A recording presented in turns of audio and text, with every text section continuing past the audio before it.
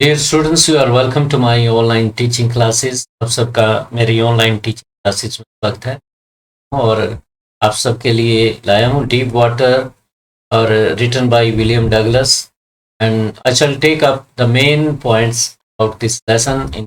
इस वीडियो में हम लेसन के मेन पॉइंट्स ले रहे हैं और first video lecture has been completed. एक पार्ट हमने कंप्लीट कर लिया। We have completed one part and I shall to complete last part of lesson. As you know, in the past video lecture we have completed up to this that the narrator William Douglas was thrown to the deep water of the YMCA pool and was later on he was rescued by some people, and that boy was saying that he was just kidding. Out of fun, he had done this. He was saying, I was just fooling. He was playing prank with that boy. Someone was saying the kid nearly died. And after that, the narrator took several hours to recover. Then he walked home. He was weak and his legs were trembling. He shook tight when he lay on bed. That night he could eat nothing. For many days, the terrible fear gripped him. He started fearing water. This way, fear for water became stronger in the narrator's. तो YMCA pool में जो miss adventure हुआ था उसके बाद वाला part हम लेके चल रहे हैं. The same type of fear followed the writer whenever he tried to put his foot in a river or the warm lake of the Goat Rocks. जब भी नरेटर ने पानी में प्रवेश करना चाहा या पाँव रखा तो वही उनके दिमाग में आ जाता, जैसे कि for example he went for fishing in some warm lake, और किसी भी लेक में जाते वो फिशिंग करने और पानी में जैसे ही कदम रखते as soon as he put his foot into water, then the same old fear gripped his mind. Even while fishing he felt the same old fear. He did all efforts to remove that fear from his mind but could not do so. सभी प्रयत्न किए उन्होंने अपने दिमाग से उस डर को रिमूव करने के, but he was not successful moving that fear from him. At last in October he to learn swimming without fear. आखिरकार अक्टूबर में उन्होंने एक इंस्ट्रक्टर हायर किया जो उन्हें स्विमिंग सिखा. He went to the pool with his instructor. एक pool पे गए वो इंस्ट्रक्टर को लेके साथ में. He practiced for 1 hour daily in 5-day week. 5 दिन सप्ताह में वो 1 घंटा प्रैक्टिस करते. The instructor used all security measures for the writer. और इंस्ट्रक्टर ने सभी सुरक्षित इंतजाम कर रखे थे, सुरक्षा के इंतजाम कर रखे, और पूरी सुरक्षा में नरेटर को उन्होंने स्विमिंग सिखाई. He tied a belt around him. उनके चारों तरफ एक बेल्ट बांधी. A rope was also attached to the belt, और बेल्ट के साथ एक रस्सी अटैच थी. The rope was attached to a pulley, और ये रोप पुली के साथ बंधी हुई थी. Which ran on a cable overhead, जो ऊपर केबल पे चलती थी. Thus he was able to practice swimming safely. इस तरीके से वो पूल में बहुत ही अच्छे से स्विमिंग सीख रहे थे. The instructor would relax the hold for the author to go down in deep water. और जैसे ये केबल बंधी हुई है और नरेटर यहाँ पे है कहीं, तो उनकी पीठ से ये यहाँ पे बेल्ट है, तो उसको रस्सी को रिलीज करते, नीचे पानी में ले जाते, ऊपर ले आते. इस तरीके से उनको सिखा रहे थे और फिर वो सीधे तैरते और सीखते. The instructor would relax the hold for the author to go down in deep water.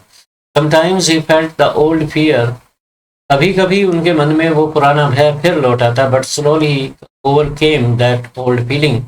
परंतु धीरे धीरे उन्होंने उस पुराने भय पे काबू पा लिया. He practiced to put his head down in water. उन्होंने अपना सिर पानी में डुबो के तैरने की प्रैक्टिस की और पानी के अंदर exhale and also inhale while keeping the head up, और ऊपर फिर पानी की सतह के ऊपर ले जाके एक्सेल करना, सांस छोड़ना और सांस लेना, ये सब उन्होंने अच्छे से सीख लिया. Then the instructor told him to use legs while swimming. फिर इंस्ट्रक्टर ने उन्हें समझाया कि अब आप अपनी टांगों का प्रयोग कीजिए. फाइनली इन अप्रैल और अंततः अप्रैल में his instructor said that he could swim. Instructor ने उन्हें बताया कि अब वो अपने आप सीख सकते हैं, अपनी प्रैक्टिस कर सकते हैं. स्विमिंग उनकी लाई जो स्विमिंग की इंस्ट्रक्शन थी वो पूरी होगी. The instructors job was finished.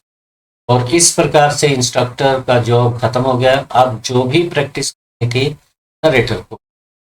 But still the author lacked in full confidence. Author में अभी भी पूरा विश्वास नहीं आया था. He would get field with old fear when he was alone at the pool. जब भी वो पूल पे अकेले होते तो वही भय, पुराना भय उन्हें सताता. But he didn't give in. परंतु उन्होंने हार नहीं मानी. ही कंटिन्यूड हिज एक्सरसाइजेज. उन्होंने अपनी एक्सरसाइजेज लगातार जारी रखी. He did this for 4 months. और ये काम उन्होंने 4 महीने तक किया. To test himself he went to the lake went for.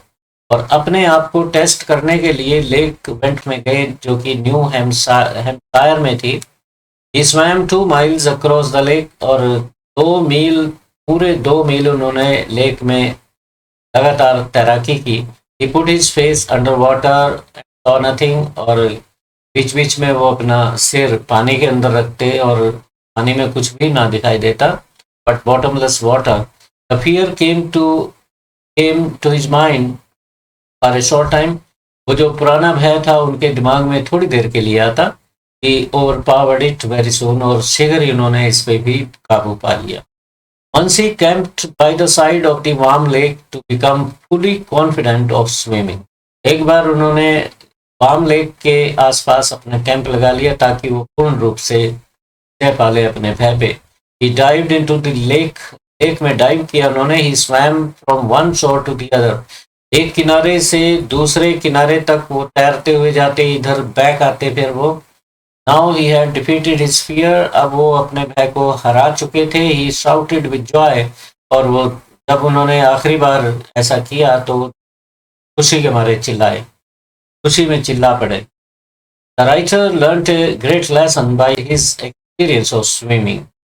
Writer ने अपने एक्सपीरियंस, अपने स्विमिंग के अनुभव से एक महान सबक सीखा. He came to know that there is a great peace in death. एक बात तो ये कि जो जब मौत आती है किसी को, मौत के आगोश में कोई सोता है, मतलब मृत्यु के समय इंसान पीसफुल हो जाता है, सारे झंझट खत्म हो जाते हैं. पर there is a great terror in the fear of death. और मौत का ही भय होता है. जब इंसान को मौत लेने आती है तो ये सारी पीड़ा मुक्त हो जाती है. ये एक्सपीरियंस उन्होंने की. Once Roosevelt said. एक बार रूजवेल्ट ने कहीं कहा था, all we have to fear is fear itself. हमारे अंदर भय का ही भय होता है. अगर हम भय पे विजय पाले तो भय कहीं रहता नहीं है. और वही साहस है आपका. जैसा कि नेल्सन मंडेला ने भी कहा है कि एब्सेंस ऑफ फियर इज करेज. जब भय खत्म हो जाता है इंसान का तो हौसला है. प्यारे बच्चों, अब हम शॉर्ट क्वेश्चन आंसर लेते हैं, दिखाते हैं आपको. Why did the writer join the YMCA pool and why? Writer ने YMCA pool join क्यों किया? Swimming is such a type of habit that attracts all who love adventures in life. Swimming एक ऐसी हॉबी है जो सभी को आकर्षित करती है.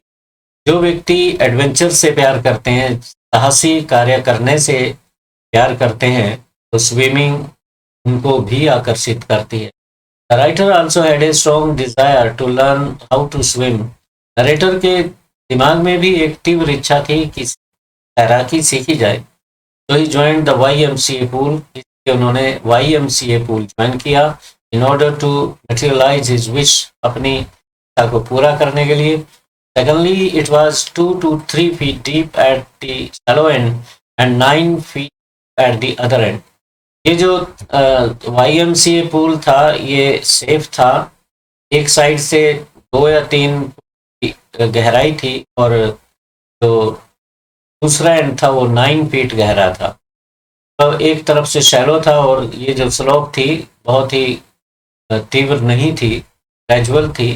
9 फुट एक साइड से था, तो इस साइड से जहाँ कम गहरा था तो कम उम्र के बच्चे वहाँ तैराकी सीख सकते। That's why YMCA pool was joined by him, and because it was safer for the learners.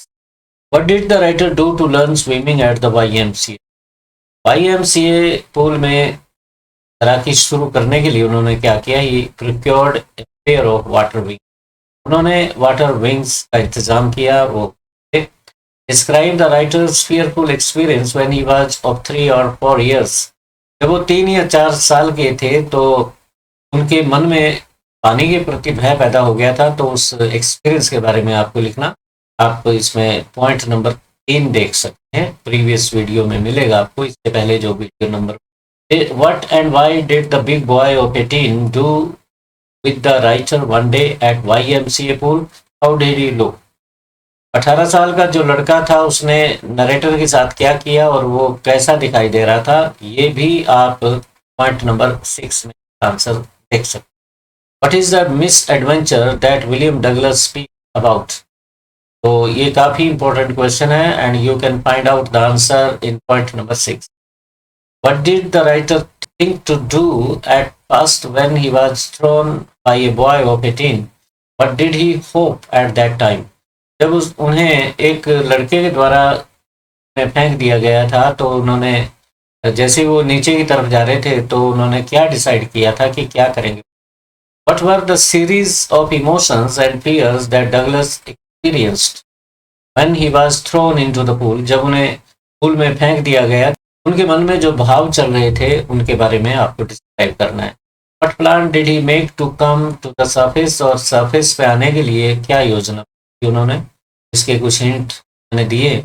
He experienced hope and despair. जब वो नीचे जा रहे थे आशा भी उन्हें लग रही थी, वो आशावान भी थे और निराश भी थे। Life and death when he was dropped into the deep water of the pool by a boy of 18. जब 18 वर्ष के एक लड़के ने उन्हें फेंक दिया था तो आशा, निराशा, जीवन, मृत्यु, इस तरह के भाव उनके मन में चल रहे थे। In the beginning he hope to get out of the water. शुरुआत में तो उन्हें उम्मीद थी कि वो पानी से निकल आएंगे बाहर। He plan to touch the bottom of the pond with his toes and spring up with his might. और उन्होंने योजना ये बना ली थी कि नीचे जाके पैरों से एकदम जंप करेंगे, ऊपर स्प्रिंग अप हो जाएंगे और सीधे आके फ्लैट होके सीधे किनारे की तरफ बढ़ जाएंगे तैरते हुए। In this way he would at once come to the surface of the water in no time. Then he would lay flat on the surface of the water and come to the bank of the pool by paddling water. How did the writer feel when he stopped all efforts to save himself in pool? जब narrator ने सभी प्रयत्न छोड़ दिए अपने आप को बचाने के लिए तो कैसा महसूस किया था? At last the writer left all efforts to save himself. Although this is a very pathetic situation for us to read it, yet the writer tells us that he felt relieved of all the tensions, struggle and worries. हालांकि बहुत ये करुणाजनक स्थिति है जब हम ये पढ़ रहे हैं। नरेटर ऐसी स्थिति में आ गए थे जो उनके लिए जीवन और मौत का सबब बना हुआ था। He explains that it was so peaceful to leave everything to God. वो कहते हैं कि ईश्वर पे सब कुछ छोड़ देना मन को शांति देता है। बहुत ही एक ऐसा एक्सपीरियंस था, अनुभव था जिसमें शांति ही शांति थी, कोई तनाव नहीं था। Was quiet and peaceful. There was no panic, no fear of death. मौत का कोई भय नहीं था वहाँ। He became unconscious. उस वक्त वो बेहोश हो गए थे। What did the writer remember when he came to senses after the misadventure? जब ये मिसएडवेंचर उनके साथ हुआ पूल पे तो उन्हें क्या याद था? What was the effects of the misadventure at the pool on the writer? और इस एडवेंचर का उनके मस्तिष्क पे क्या असर हुआ? What did the writer do to overcome that effect? इस प्रभाव को ओवरकम करने के लिए, काबू करने के लिए उन्होंने क्या किया? The misadventure at the pool had a very deep effect on the psyche of the writer. लेखक की साइकी पे, उनके मन पे बहुत ही गहरा प्रभाव पड़ा था। It was not less than any nightmare to him. और ये डरावने सपने जैसा था बिल्कुल। That night he could not eat anything, रात को वो कुछ भी नहीं खा पाए थे। और डिड ही स्लीप प्रॉपरली, और रात को वो सो भी नहीं पाए थे उचित रूप से। After that the fear of water kept haunting his mind whenever he tried to do fishing और bathe in warm water of a lake. और इसके पश्चात ये भय उन्हें डराता रहा जब कभी भी वो पानी में जाते फिशिंग करने या फिर वार्म लेक में स्नान करने जाते, नहाने जाते। Then he hired a wise instructor to train himself properly. फिर उन्होंने एक ट्रेन इंस्ट्रक्टर को हायर किया जो उन्हें स्विमिंग सिखाएंगे। He himself also did a lot of efforts to erase it from his mind. और भय को इरेज करने के लिए, समाप्त करने के लिए उन्होंने अपने भी एफर्ट्स बहुत किए। What special method did the instructor on apply on the writer to teach him swimming? और इंस्ट्रक्टर ने उन्हें स्विमिंग सिखाने के लिए क्या मेथड अप्लाई किया, ये मेन पॉइंट्स में आपको आंसर मिल जाएगा। The writer says the instructor was finished but I was not finished, why? काफी इंपॉर्टेंट क्वेश्चन है, ये भी आपको मेन पॉइंट्स में मिल जाएगा। What did Douglas make sure that he had conquered the old terror? Douglas को विश्वास कैसे हुआ कि उन्होंने पुराने भय पे काबू पा लिया है। और नेक्स्ट है, what deep conclusion did the writer draw from his various experiences of swimming? और स्विमिंग के दौरान जो भी अनुभव हुए हैं उनसे क्या परिणाम, क्या उन्होंने निष्कर्ष निकाले, ये सारे आपको मेन पॉइंट्स में मिलेंगे। इनके आंसर आप लॉन्ग क्वेश्चन आप ये प्रिपेयर कर सकते हो। How did the writer finally overcome the fear of water and became a successful swimmer? आखिरकार उन्होंने डर पे विजय कैसे प्राप्त करी और एक सफल तैराक कैसे बन गए? How does Douglas describe the panic that gripped him as he was almost drowned? और जो भय उनके दिमाग में पैदा हो गया था, जिस भय ने उनके दिमाग को जकड़ लिया था, उसको वो कैसे डिस्क्राइब करते हैं? What makes the description so vivid? और किस तरीके से वो एक डिस्क्रिप्शन जो उन्होंने विवरण दिया, बहुत ही स्पष्ट विवरण दिया है, उसके बारे में लिखी। When the writer was thrown by a big boy of 18 into the YMCA, YMCA का मतलब होता है Young Men's Christian Association, एक पूल का नाम है। तो did he succeed? How did that incident affect Douglas? How did the instructor build a swimmer out of Douglas? ये भी काफी इम्पोर्टेंट है। प्रैक्टिस के बारे में आपको बताना है कि किस तरह से उन्होंने उनको प्रैक्टिस की थी। So dear students, in this way, all the questions I have discussed, these are very important. You may second time listen to my video and please keep noting down everything that is related to these answer questions. किसी और दिन कोई और video lecture लेके मैं फिर आऊँगा। Till then, have a nice day. Please subscribe to my channel. Keep watching, liking and sharing my videos. Thank you very much. Thank you.